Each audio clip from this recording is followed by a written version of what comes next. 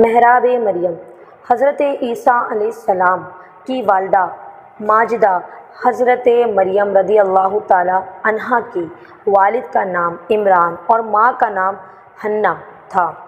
جب be be مریم اپنی ماں کے شکم میں تھی، اسی وقت ان کی ماں نے یہ منت مانگ لی تھی کہ جو بچہ پیدا ہوگا میں اس کو بیت المقدس کی خدمت کے لیے آزاد کر دوں گی۔ چنانچہ جب حضرت مریم پیدا ہوئی تو ان کی والدہ ان کو بیت المقدس میں لے گئیں۔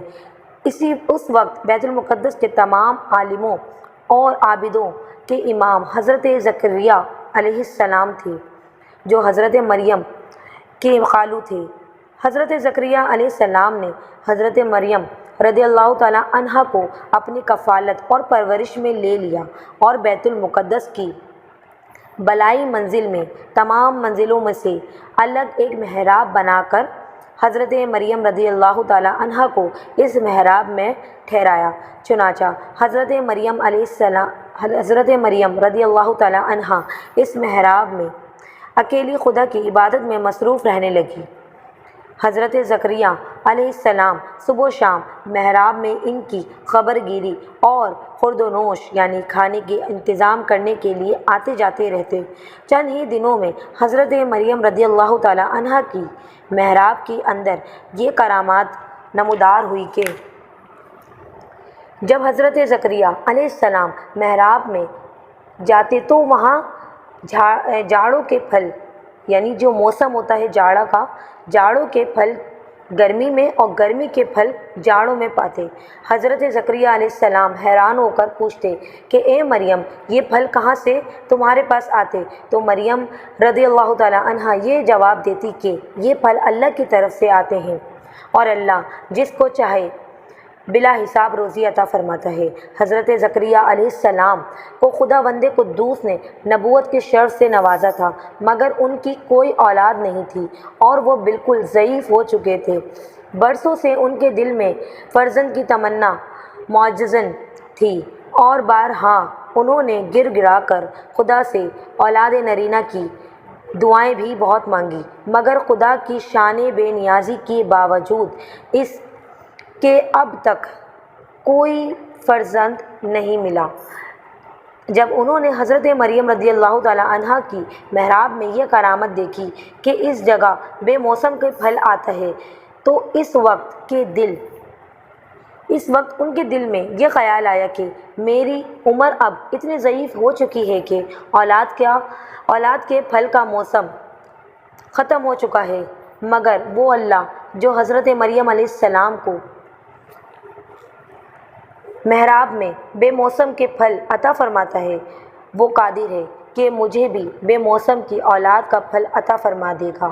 چنانچہ آپ نے محراب مریم میں دعا مانگی اور آپ کی دعا مقبول ہو گئی اور اللہ تعالیٰ نے بڑھاپے میں آپ کو ایک عظیم فرزند نوازا جن کا نام خداوند قدوس عالم نے یحییٰ رکھا، یعنی اللہ نے ان کا نام یحییٰ رکھا۔ اللہ تعالیٰ نے ان کو نبوت کا شرف بھی عطا فرمایا۔ قرآن مجید میں خداوند قدوس نے اس واقعے کو اس طرح بیان فرمایا ہے کہ ترجمہ کنز الایمان، جب زکریا اس کے پاس اس کی نماز پڑھنے کی جگہ جاتے، اس کے پاس نیا رزق پاتے، کہا اے مریم یہ تیرے پاس کہاں سے آیا؟ بولے وہ اللہ کے پاس سے ہے، بے شک اللہ جسے چاہے بے گنتی دے۔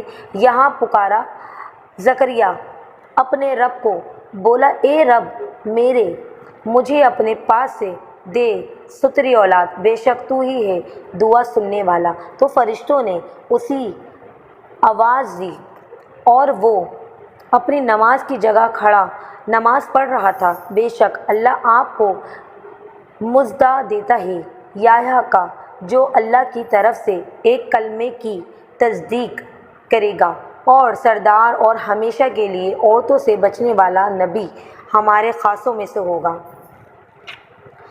درس ہدایت، اس واقعے سے مندرجہ ذیل عبرتوں کی تجلی ہوتی ہے جن میں سے ہر مسلمان سبق حاصل کرنا ضروری ہوتا ہے۔ حضرت مریم رضی اللہ تعالیٰ عنہا با کرامت ولیہ ہیں۔ واقعہ مذکورہ سے معلوم ہوا کہ حضرت مریم رضی اللہ تعالیٰ عنہا صاحب کرامت اور مرتبہ ولایت پر فائز ہیں، کیونکہ خدا کی طرف سے ان کو محراب میں پھل آتے تھے، اور وہ بھی جاڑوں کے پھل گرمی میں اور گرمی کے پھل جاڑوں میں۔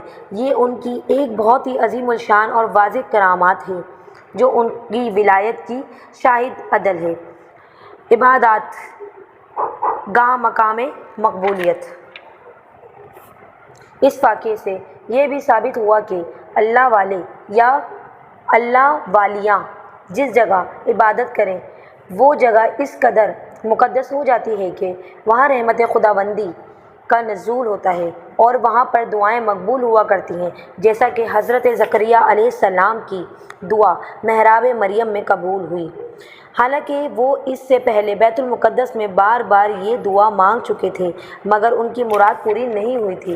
قبروں کے پاس دعا کرنا کیسا ہے؟ جہاں اللہ کے مقبول بندے اور مقبول بندیاں چند دن بیٹھ کر عبادت کریں، جیسے کہ آپ صلی اللہ علیہ وآلہ وسلم نے غار حرا میں چند دن عبادت کری اور وہاں قیام فرمایا۔ جب ان جگہوں پر دعائیں مقبول ہوتی ہیں تو ان مقبولہ بارگاہیں الہی کی قبروں کے پاس جہاں ان بزرگوں کا پورا جسم برسہ برس تک رہا ہے وہاں بھی دعائیں ضرور قبول ہوں گی۔ چنانچہ حضرت امام شافعی رحمۃ اللہ علیہ کا بیان ہے کہ جب کسی مسئلے کا حل میرے لیے مشکل ہو جاتا تھا تو میں بغداد جا کر حضرت امام اعظم ابو حنیفہ رحمۃ اللہ کی قبر مبارک کے پاس بیٹھ کر اور خدا کے درمیان ان کا وسیلہ بنا کر ان سے دعائیں مانگا کرتا تھا اور میرے مسئلے حل ہو جایا کرتے تھے۔ سبحان اللہ۔